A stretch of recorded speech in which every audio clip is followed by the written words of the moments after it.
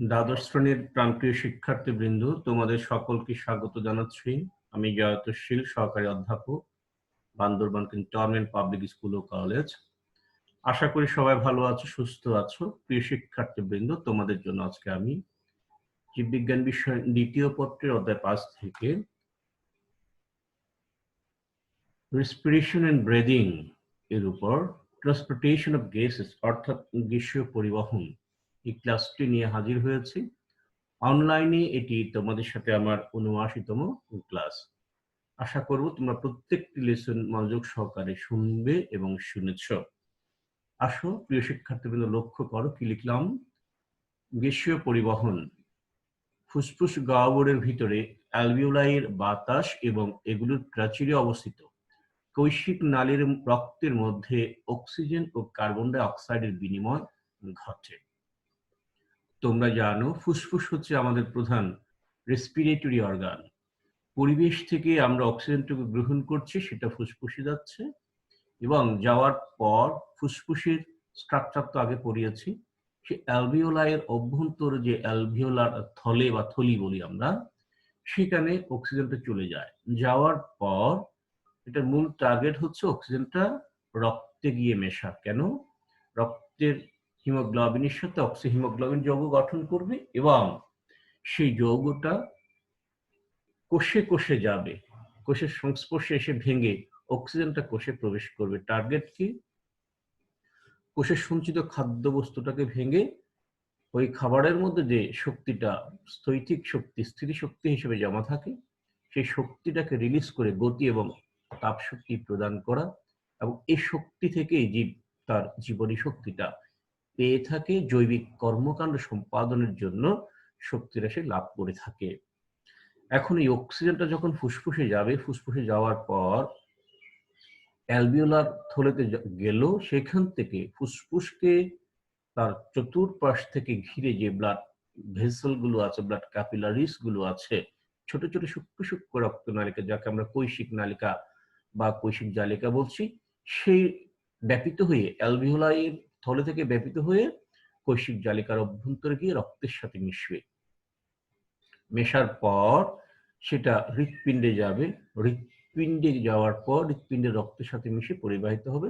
এতক্ষণ যা বলেছিলাম সেভাবে ঘটনাটা ঘটবে। এরপর কি হচ্ছে? কোষে যখন জারণ প্রক্রিয়া হলো, কার্বন ডাই অক্সাইড উৎপন্ন হবে, সেটাকে আবার বের করে দিতে হবে। কারণ কার্বন ডাই অক্সাইডটা দেহের জন্য অত্যন্ত ক্ষতিকর। এটা যদি দেহে থেকে থাকে তাহলে প্রোটিন বিনাশী, মানে এনজাইমকে ধ্বংস করে দেবে।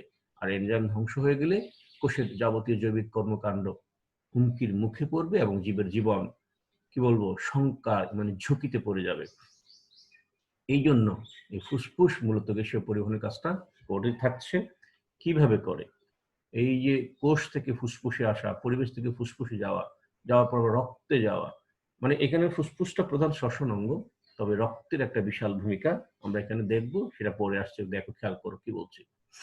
অক্সিজেনটা কিভাবে পরিবাহিত হচ্ছে? প্রশ্বাসের মাধ্যমে। যেটা অক্সিজেনটা গ্রহণ করলাম সেটাই প্রশ্বাস, প্রকৃষ্ট রূপে শ্বাস।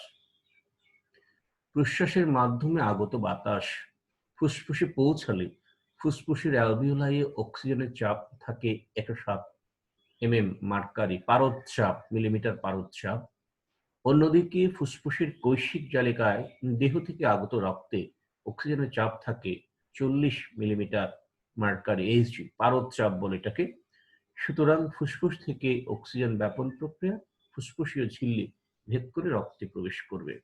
এই যে এটা হচ্ছে এই ভেতরের চেম্বারটাই অ্যালভিওলার থলে। এই টোটাল স্ট্রাকচারটা অ্যালভিওলাস, এক বছরে অ্যালভিওলাস, বহু বছরে অ্যালভিওলাই। এই অক্সিজেন চলে আসলো, যেটা নস্ট্রিল নাসারন্ধ্র দিয়ে পরিবেশ থেকে নিয়েছিলাম, এখানে চলে আসছে। আবার দেখো, এই অক্সিজেনটা এখানে, এই যে অ্যারোসাইন, এই যে অক্সিজেন আসার পর এই যে কৈশিক নালিকা, সেই অক্সিজেনটা কৈশিক নালিকা এখানে ব্যাপিত হচ্ছে, ব্যাপন প্রক্রিয়া। এই যে মেমব্রেন, তার ভেতর দিয়ে ব্যাপিত হতে পারে, বৈষম্যবিদ্যুৎ ঝিল্লি ভেদ করে ব্যাপিত হওয়ার সুযোগ আছে। অক্সিজেনের চাপ যখন এখানে বেড়ে যায়, তখন এখানে অক্সিজেনের চাপটা কম। স্বাভাবিকভাবে যেখানে বেশি সেখান থেকে, যেখানে কম সেখানে ছড়িয়ে পড়বে, এটাই ব্যাপন। কথাটা খেয়াল করো। এরপর এই যে পালমোনারি ধমনী থেকে আগত কার্বন ডাই অক্সাইড সমৃদ্ধ রক্ত, এই যে কার্বন ডাই অক্সাইড সমৃদ্ধ রক্ত, পালমোনারি ধমনী বলছে, পালমোনারি ধমনী থেকে আগত কার্বন ডাই অক্সাইড সমৃদ্ধ রক্ত, এই কার্বন ডাই অক্সাইড সমৃদ্ধ রক্তটা কোথায় প্রবেশ করছে? দেখো, এই যে অ্যালভিওলাসে প্রবেশ করছে। পালমোনারি ধমনীতে রক্তটা কিভাবে আসলো? এটা আমি যখন রক্ত এবং সংবহন তন্ত্র পড়িয়েছিলাম সেখানে বলেছিলাম, আজকে বলতে গেলে আবার লেংদি হয়ে যাচ্ছে, তারপর একটু বলি। ওই যে কোষের মধ্যে অক্সিজেন গিয়ে খাবারটাকে ভেঙেছিল, তখন সেখানে বাই প্রোডাক্ট হিসেবে কার্বন ডাই অক্সাইড প্রডিউস হয়েছিল। সেই কার্বন ডাই অক্সাইডটা আবার দেহের প্রান্তীয় অঞ্চলের কৈশিক জালিকা দ্বারা সংগৃহীত হয়ে শিরা মহাশিরা হয়ে চলে আসে হৃৎপিণ্ডের ডান পাশের এট্রিয়ামে। এট্রিয়াম থেকে ডান পাশের ভেন্ট্রিকলে যায়। ভেন্ট্রিকল থেকে তোমরা জানো ধমনী সাধারণত অক্সিজেনযুক্ত রক্ত পরিবহন করে, শিরা কার্বন ডাই অক্সাইড যুক্ত রক্ত পরিবহন করে। কিন্তু পালমোনারি ধমনী এবং শিরার ক্ষেত্রে এক্সেপশন। এই সেই রক্তটা আবার হৃৎপিণ্ড থেকে পালমোনারি ধমনী হয়ে ফুসফুসে চলে আসে। ফুসফুসে চলে আসার অর্থ হলো এই যে পালমোনারি ধমনীতে আসলো, আসার পর ব্যাপিত হলো। কারণ এখানে তখন কার্বন ডাই অক্সাইডের চাপ বেশি, এখানে তখন কার্বন ডাই অক্সাইডের চাপ কম। ঠিক যে সময় অক্সিজেনটা এদিকে যাচ্ছে ফুসফুস থেকে অ্যালভিওলাস থেকে কৈশিক জালিকায় যাচ্ছে, সেই সময় কৈশিক জালিকা বা কৈশিক নালিকা বা ব্লাড ক্যাপিলারিস থেকে অ্যালভিওলাসে প্রবেশ করছে, এবং সেটা আমরা এই যে বের করে দেবো, পরিবেশে চলে যাচ্ছে। আর বাকি এটা তোমরা দেখলে বুঝবা, এটাতে তেমন বোঝার মতো কিছু নেই। পরের স্লাইডে যাচ্ছি প্রাণপ্রিয় শিক্ষার্থীবৃন্দ। এই ব্যাপন প্রক্রিয়া যতক্ষণ না পর্যন্ত অক্সিজেনের চাপ 100 mm মার্কারিতে উপনীত হয় ততক্ষণ অব্যাহত থাকে। কোথায়? রক্তে। ওই যে কোত্থেকে? অ্যালভিওলাস থেকে। রক্তে যাওয়ার পরে অক্সিজেনটা দুভাবে পরিবাহিত হয়, যথা ভৌত দ্রবণ রূপে এবং রাসায়নিক যৌগ রূপে। Very simple. নাম্বার 1, ভৌত দ্রবণ রূপে প্রতি 100 মিলিলিটার রক্তে 0.2 মিলিলিটার অক্সিজেন ভৌত দ্রবণ রূপে পরিবাহিত হয়। লেসনটা শেষ হলে বিষয়টা বোঝা যাবে। দ্রবীভূত অংশই রক্তে 100 mm মার্কারি চাপ সৃষ্টির জন্য দায়ী। ওই যে অ্যালভিওলাস থেকে রক্ত আসছিল, বলছিলাম না 100 mm জি হওয়া পর্যন্ত, 100 mm জি হওয়া পর্যন্ত, অর্থাৎ অ্যালভিওলাই থেকে কোষিক জালিকায় অক্সিজেনটা যখন আসে, এই রক্তে এই অক্সিজেনের চাপটা যখন 100 mm জি হয় প্রতি 100 মিলিলিটারে, ততক্ষণ পর্যন্ত ব্যাপন প্রক্রিয়াটা চলতে থাকে। যাই হোক, তবে অংশের পরিমাণ খুব সামান্য বলে তার টিস্যু কোষে অক্সিজেন সরবরাহ কাজে বিশেষ ভূমিকা পালন করে না। তবে অক্সিজেন ও হিমোগ্লোবিনের সংযোজন কাজে এর বিশেষ ভূমিকা রয়েছে। এরপর দেখো কেমিক্যাল কম্পাউন্ড রূপে কিভাবে পরিবর্তিত হচ্ছে। রাসায়নিক যৌগ রূপে অক্সিজেন রক্তে প্রবেশের পর, অক্সিজেনটা অ্যালভিওলাস থেকে কোষিক জালিকার রক্তে প্রবেশ করার পর ওই রক্তে যখন চলে আসলো, খেয়াল করবো রক্তে দুটো উপাদান, একটি হলো প্লাজমা বা রক্তরস, আর একটি হলো রক্তকণিকা বা ব্লাড ভেসেল। এখানে লোহিত কণিকার ভূমিকাটাই মুখ্য। অক্সিজেন রক্তে প্রবেশের পর লোহিত কণিকায় অবস্থিত হিমোগ্লোবিনের সাথে যুক্ত হয়ে অক্সিহিমোগ্লোবিন যৌগ গঠন করে। এই যে দেখো, এই যে এটা হিমোগ্লোবিন, এটা অক্সিজেন। এই যে দেখো হিমোগ্লোবিন প্লাস অক্সিজেন, এই যে অক্সিহিমোগ্লোবিন যৌগ, এই যে অক্সিহিমোগ্লোবিন যৌগ। এইটাকে ধরে নাও লোহিত রক্তকণিকা। এই যে এরিথ্রোসাইট এখানে বলেছে, এরিথ্রোসাইট মানে আরবিসি, রেড ব্লাড কর্পাসেল, লোহিত রক্তকণিকা। এরিথ্রোসাইট শব্দটা হলো বায়োলজিক্যাল টার্ম। এই এরিথ্রোসাইটের অভ্যন্তরে হিমোগ্লোবিন অক্সিজেন, এই যে অক্সিজেনটা যেটা আমরা পরিবেশ থেকে নিয়েছিলাম অ্যালভিওলাস হয়ে ফুসফুসের কোষিক জালিকা মিশার পর রক্তে আসার পরে রক্তের লোহিত কণিকার সাথে মিশে অক্সিহিমোগ্লোবিন যৌগ গঠন করেছে। সেই অক্সিহিমোগ্লোবিন যৌগটা যখন কোষের সংস্পর্শে আসে, এটা টিস্যু রস। কোষ তো তোমরা তো টিস্যু বোঝো, কোষ মিলেই টিস্যু। সুতরাং টিস্যুর ফাঁকে ফাঁকে কিছু ফ্লুইড থাকে, সেই টিস্যু রস, এটা টিস্যু রস। এবং এই অক্সিহিমোগ্লোবিন যৌগটা যখন টিস্যুর টাচে আসে, টিস্যুর টাচে বলতে টিস্যুর অন্তস্থ কোষ, টিস্যুর অভ্যন্তরস্থ কোষ, টিস্যু গঠনকারী কোষের সংস্পর্শে আসে, তখন এই যৌগটা ভেঙে যায়। ভেঙে গিয়ে অক্সিজেনটা কোষের অভ্যন্তর প্রবেশ করলো। তোমরা বলতে পারছো এটা তো মাইটোকন্ড্রিয়া। মাইটোকন্ড্রিয়া তো কোষের ভিতরেই থাকে, এটা একটা সাইটোপ্লাজমীয় অঙ্গাণ। এইটা মাইটোকন্ড্রিয়ায় যাবে, কোষে যাবে। তোমরা এটুকু জানো, মাইটোকন্ড্রিয়া না জানলে হবে, কোষে যাবে। মাইটোকন্ড্রিয়া কোষের ভেতরেই থাকে। আচ্ছা যাই হোক, দেখো কি বলছে, অক্সিজেন রক্তে প্রবেশের পর লোহিত কণিকায় অবস্থিত হিমোগ্লোবিনের সাথে যুক্ত হয়ে অক্সিহিমোগ্লোবিন গঠন করে। এটি এক ধরনের শিথিল রাসায়নিক যৌগ, যা অক্সিজেনের চাপ কমে গেলে পুনরায় ভেঙে যায় বা বিযুক্ত হয়। এই সংযোজন রক্তে অক্সিজেনের দ্রবীভূত অংশের চাপের উপর নির্ভরশীল। রক্তে যত বেশি অক্সিজেন থাকবে তত বেশি অক্সিহিমোগ্লোবিন যৌগ গঠন হবে। এই চাপ যত বাড়ে হিমোগ্লোবিন অক্সিজেনের সাথে তত বেশি সংযুক্ত হয়। এটা বুঝেছো? না বোঝার কিছু নাই। পরের স্লাইডটা খেয়াল করো, কার্বন ডাই অক্সাইডটা কিভাবে পরিবাহিত হচ্ছে। শর্করা জারণের পর এটা কোষে সেলুলার রেসপিরেশনের পর অক্সিজেন গিয়ে কোষের অভ্যন্তরে শর্করা ভাঙনের পর কোষে কার্বন ডাই অক্সাইড সৃষ্টি হয়। এটা প্রোডাক্ট নয়, এটা বাই প্রোডাক্ট। আমাদের প্রোডাক্ট হলো এনার্জিটা। তো শর্করা কেন জারিত হবে? আমরা কি আর কিছু খাই না? খাই। কার্বোহাইড্রেট, প্রোটিন, ফ্যাট, লিপিড সবই আমরা খাচ্ছি। কিন্তু এই যে কোনো ধরনের খাবার জারিত হয়ে এই শক্তি উৎপাদনের আগে তারা শর্করায় পরিণত হবে। বেসিক্যালি গ্লুকোজটাকে ভাঙা হয়। শর্করা জারণের সময় কোষে কার্বন ডাই অক্সাইড সৃষ্টি হয়। এই কার্বন ডাই অক্সাইড দেহের জন্য ক্ষতিকর। কোষ থেকে কার্বন ডাই অক্সাইড রক্তে পরিবাহিত হয়ে ফুসফুসে পৌঁছায় এবং ফুসফুস থেকে বায়ুতে মুক্ত হয়। তিনটি ভিন্ন পদ্ধতিতে কার্বন ডাই অক্সাইডটা রক্তে পরিবাহিত হয়। দেখো, ভৌত দ্রবণরূপে অক্সিজেনটা কিভাবে পরিবাহিত হচ্ছে আমরা দেখিয়েছি। ভৌত দ্রবণরূপে কিছু পরিমাণ 5% কার্বন ডাই অক্সাইড রক্তরসের পানির সাথে বিক্রিয়া করে কার্বনিক অ্যাসিড গঠন করে। এই যে দেখো, এইটা এরিথ্রোসাইট। এই যে দেখো কার্বন ডাই অক্সাইড, এই যে দেখো পানি, কার্বনিক অ্যাসিড। কিছু পরিমাণ কার্বন ডাই অক্সাইড রক্তরসের পানির সাথে বিক্রিয়া করে কার্বনিক অ্যাসিড গঠন করে। এই বিক্রিয়ায় কার্বনিক অ্যানহাইড্রেস এনজাইম প্রভাব হিসেবে কাজ করে। এখানে যে এনজাইম কাজ করে সেই এনজাইমের নাম কার্বনিক অ্যানহাইড্রেস। প্রতি 1000 কার্বন ডাই অক্সাইড অণুর মধ্যে মাত্র 1 অণু হাইড্রোজেন বাইকার্বনেট রূপে দ্রবণে উপস্থিত থাকে। এই যে, সুতরাং কার্বন ডাই অক্সাইডের খুব সামান্য অংশই হাইড্রোজেন কার্বনেট আয়ন রূপে পরিবাহিত হয়। এই যেটা রাসায়নিক সমীকরণের মাধ্যমে দেখানো হলো। পানি প্লাস কার্বন ডাই অক্সাইড এগুলো কার্বনিক অ্যাসিড। এই যে কার্বনিক অ্যাসিড, পানি এবং carbon die oxide, carbonic acid. এই এরিথ্রোসাইটটা যার মধ্যে ভাসমান সেইটুকু হলো প্লাজমা। যদি এখানে প্লাজমা দেখিয়েছে, প্লাজমা আসলে এইখানে না। যে কোনো একটা জায়গায় লেবেলিং তো করতে হয়। লোহিত কণিকাটা তো প্লাজমার ভেতরেই। প্লাজমা এখানেও আছে, প্লাজমা এখানেও আছে, প্লাজমা এখানেও আছে। এই বোঝানোর জন্য প্লাজমাটাকে আমরা এখানে দেখিয়েছি। বলতে পারছেন এভাবে বোঝাচ্ছেন কেন? কারণ লোহিত রক্ত কণিকাটা তো প্লাজমার মধ্যেই ডুবে থাকে, প্লাজমার মধ্যেই ভেসে থাকে। সুতরাং এরিথ্রোসাইটের চতুর্পাশে প্লাজমা আছে। ভৌত দ্রবণ রূপে বলছে দেখো, আর এটা এখান থেকে যায় আসুক আগে প্লাজমায় আসবে, পরেই লোহিত রক্ত কণিকার ব্যাপারটা। এই জন্য এটা এখানে বলা যাবে। কিছু পরিমাণ কার্বন ডাই অক্সাইড রক্তরসের পানির সাথে বিক্রিয়া করে কার্বনিক অ্যাসিড গঠন করে। এই বিক্রিয়ায় কার্বনিক অ্যানহাইড্রেস এনজাইম প্রভাবক হিসেবে কাজ করে। প্রতি 1000 কার্বন ডাই অক্সাইড অণুর মধ্যে মাত্র 1 অণু হাইড্রোজেন বাইকার্বনেট রূপে দ্রবণে উপস্থিত থাকে। সুতরাং কার্বন ডাই অক্সাইডের খুব সামান্য অংশই হাইড্রোজেন বাইকার্বনেট রূপে, হাইড্রোজেন কার্বন আয়ন রূপে পরিবাহিত হয়। এই যে দেখালাম।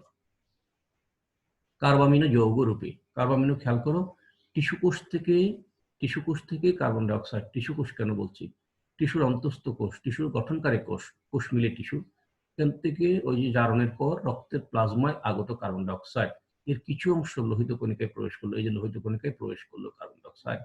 লোহিত কণিকার মধ্যে যে হিমোগ্লোবিন থাকে, এই যে হিমোগ্লোবিন থাকে, তার গ্লোবিন অংশের সাথে এই যে গ্লোবিন অংশ NH2 এর অ্যামিনো গ্রুপের সাথে কার্বন ডাই অক্সাইড যুক্ত হয়ে কার্বামিনো হিমোগ্লোবিন, এই যে দ্বিজনিস কার্বামিনো হিমোগ্লোবিন যৌগ গঠন করলো।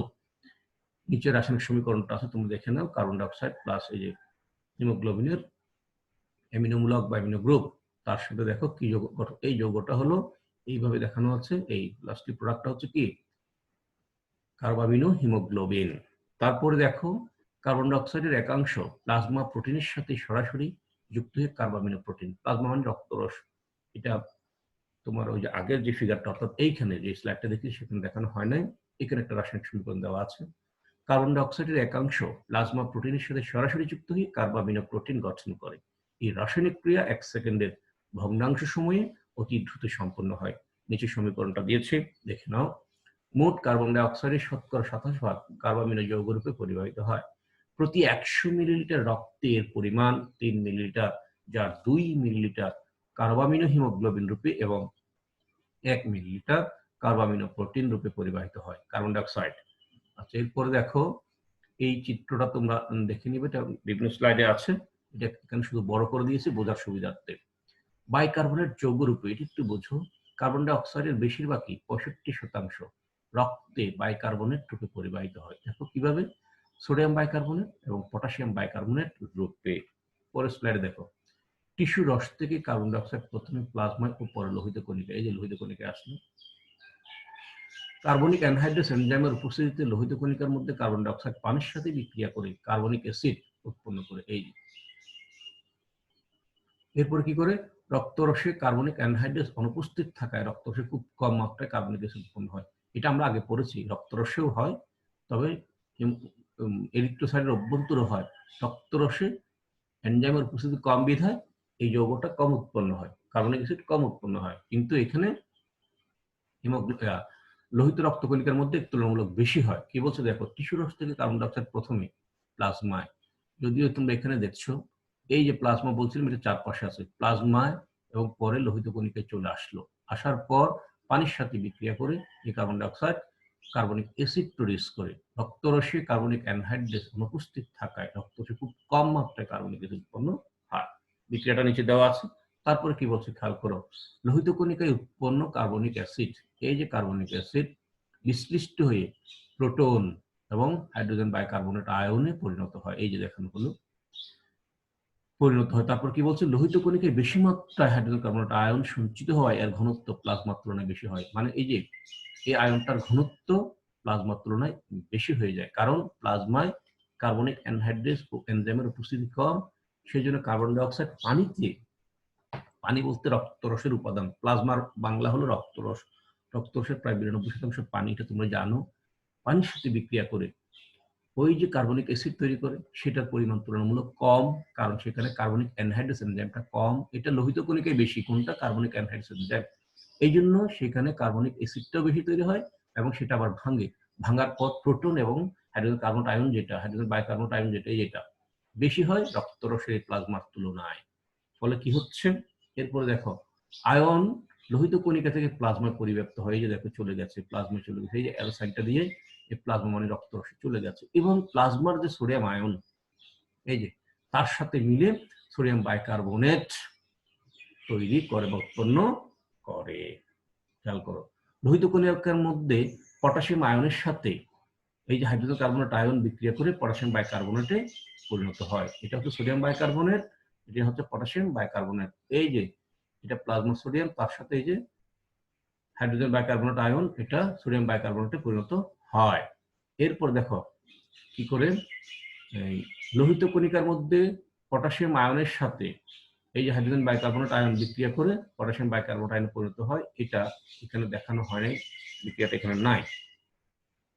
লোহিত কণিকা থেকে প্লাজমায় হাইড্রোজেন কার্বনেট আয়ন যেটা আগমনের সাথে সমতা রেখে, এই যে এখানে এই লোহিত কণিকা থেকে এই আয়নটা যখন এখানে চলে যায় তার সাথে সমতা রেখে প্লাজমা থেকে, এখান থেকে ক্লোরাইড আয়ন লোহিত কণিকায় প্রবেশ করে। এই যে দেখো ক্লোরাইড আয়ন লোহিত কণিকায় যাচ্ছে, এই যে প্লাজমার ক্লোরাইড আয়ন এইটা এখান থেকে বেরিয়ে যাচ্ছে, ফলে এখানে ঘাটতি তৈরি হচ্ছে। সমতা বিজানোর জন্য প্লাজমা থেকে ক্লোরাইড আয়ন এখানে প্রবেশ করছে এবং লোহিত কণিকায় পটাশিয়াম আয়নের সাথে যুক্ত হয়ে, এটা এখানে দেখানো হয় নাই, যুক্ত হয়ে পটাশিয়াম ক্লোরাইড আয়ন গঠন করে, পটাশিয়াম ক্লোরাইড গঠন করে, পটাশিয়াম ক্লোরাইড গঠন করে, পটাশিয়াম ক্লোরাইড গঠন করে। লোহিত কণিকা থেকে হাইড্রোজেন কার্বনেট আয়ন বেরিয়ে আসায় ঋণাত্মক আয়নে যে ঘাটতি হয়, প্লাজমার ক্লোরাইড আয়ন লোহিত কণিকায় প্রবেশ করে সেই ঘাটতি পূরণ করে। এটাকে বলা হয় ক্লোরাইড শিফট। অর্থাৎ এখান থেকে হাইড্রোজেন বা বাইকার্বনেট আয়নটা যাচ্ছে প্লাজমায়, প্লাজমা থেকে ক্লোরাইড আয়নটা প্রবেশ করছে হিমোগ্লোবিনের, বলতে তাহলে একটা ব্যালেন্স করে ফেলে আর কি। এটাকে বলে ক্লোরাইড শিফট। এর প্রথম বর্ণনাকারী জার্মান শারীরিক তত্ত্ববিদ হার্ট জ্যাকব হ্যামবার্গারের নামানুসারে ক্লোরাইড শিফটকে হ্যামবার্গার শিফটও বলা হয়।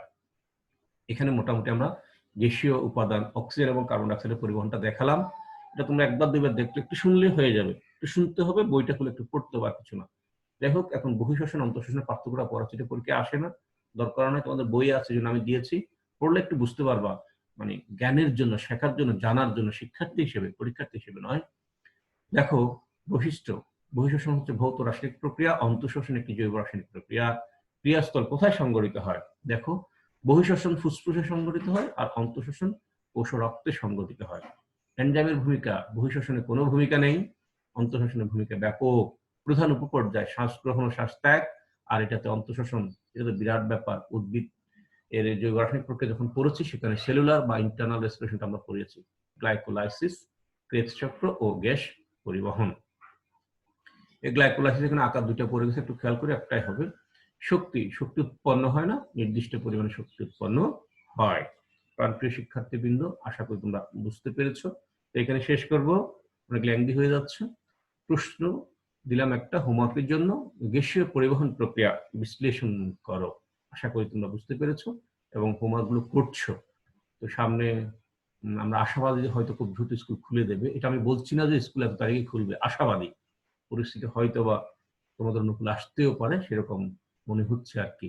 যদি খুলে দেয় স্কুল তাহলে তো বাকি পড়াগুলো স্কুলে পড়াবো, আর না হয় যতদিন এভাবে থাকবে অনলাইনে একের পর এক ক্লাস পেতে থাকবে, সেই ক্লাসগুলো করবে।